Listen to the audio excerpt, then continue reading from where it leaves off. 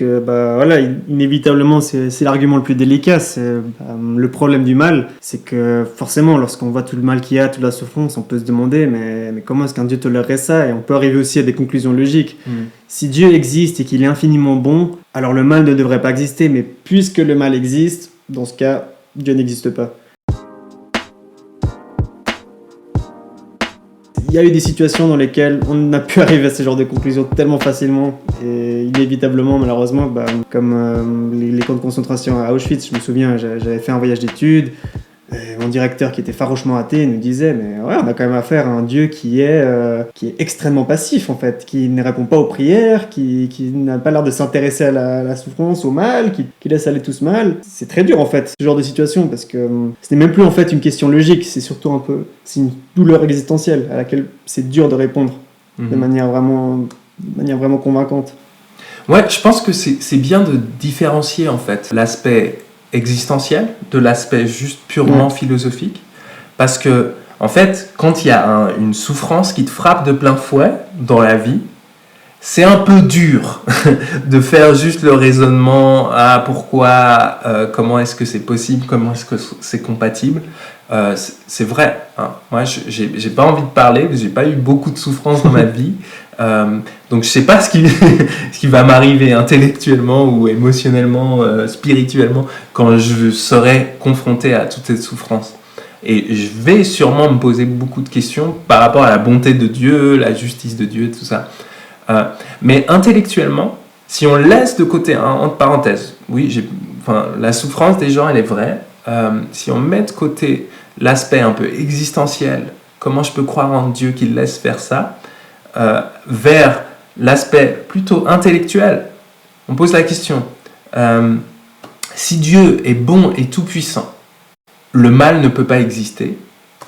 En fait, dans cet argument, il y a un problème. C'est quand même qu'il y a une idée cachée derrière. Il y a une autre idée, une autre prémisse dans cet argument qui dit « je sais qu'il ne peut pas y avoir de bonnes raisons pour que le mal existe ». Et ça, c'est peut-être le problème de l'argument. Le problème principal de l'argument, c'est qu'il se base sur l'idée que tu peux savoir pour sûr qu'il n'y a pas de bonne raison à l'existence du mal et de la souffrance. Et du coup, ça, c'est une observation qui a été faite par un philosophe et qui nous libère un peu par rapport à cette question-là. Et qui nous libère pour nous poser 2-3 questions. Comment est-ce qu'on peut expliquer ça théologiquement? Comment est-ce qu'on peut comprendre la souffrance? Mais au moins, on sait qu'on n'est pas obligé de forcément avoir réponse à tout.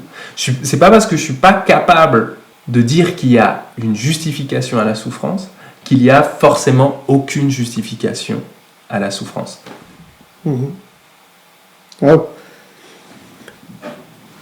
Tu veux réagir? je prends le temps de contempler.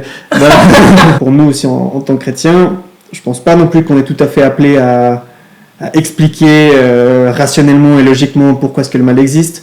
On peut essayer évidemment avec ce genre d'argument, en parlant aussi de la liberté, mais je pense que ce qui est au cœur du message chrétien, c'est qu'au final, c'est une célèbre phrase, c'est qu'au final, Jésus n'est pas venu expliquer le mal, mais il est venu l'habiter, d'une certaine manière.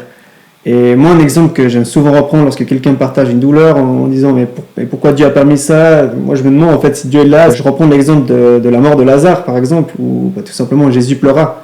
Dieu n'est pas indifférent à ta douleur, au contraire, il est en train de pleurer avec toi, il est en train de souffrir avec toi. Donc c'est un peu la réponse aussi que je peux donner, qui est évidemment une réponse plus émotionnelle, existentielle, mais qui pour moi est plus centrale au message chrétien. Ouais, donc avec l'incarnation, cette doctrine-là, on croit que Dieu s'est fait humain, et du coup il prend sur lui notre souffrance, donc il est plein de compassion, et donc même s'il n'explique pas la souffrance, au moins on sait qu'il n'est pas mauvais ou injuste, mais au contraire il est bon et il va en faire quelque chose. Donc ouais, il y a cette puissance dans le christianisme de donner un sens même à la souffrance la plus absurde, de dire mais en fait peut-être que Dieu nous rejoint dans des souffrances absurdes. Ouais. Donc là, il y a quand même une force explicative. Peut-être mentionner brièvement un dernier argument qui est problématique pour moi, c'est l'argument de l'absence divine. On a parlé de plein de preuves de l'existence de Dieu, de tout ça, mais il y a quelque chose qui se passe souvent avec les gens, hein, quelque chose que les gens peuvent dire, c'est « Moi j'ai prié, moi j'ai cherché Dieu, j'ai demandé à Dieu s'il existait, et il m'a rien montré. Hein, c'était un vide. » Et ça, c'est quelque chose que des gens peuvent ressentir. Hein. J'ai cherché honnêtement, sincèrement Dieu, mais Dieu ne se montre pas.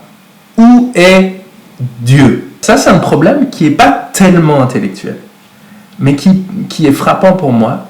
C'est si quelqu'un vient individuellement me poser cette question, je ne saurais pas quoi forcément. Je ne sais pas forcément quoi répondre. J'ai pas de réponse à ça. Donc, à ce niveau-là, c'est pas un argument, en fait, philosophique très fort. Hein. C'est-à-dire que c'est pas parce que je ne vois pas quelque chose que cette chose n'existe pas.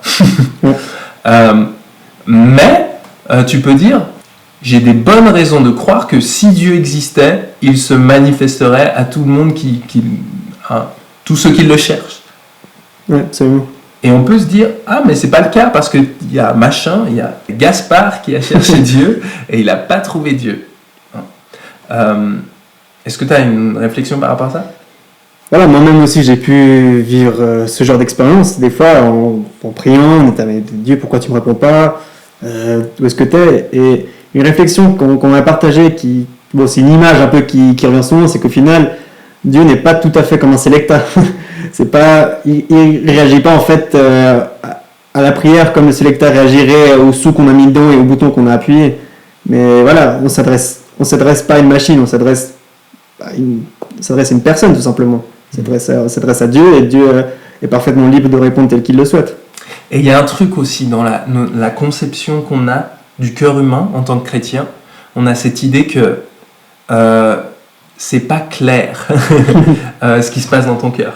Il y a cette notion que notre rapport à la vérité dans le monde, mais le rapport à la vérité en nous-mêmes, il est troublé par ce truc, cette force de destruction qu'on appelle le péché, la mort, etc.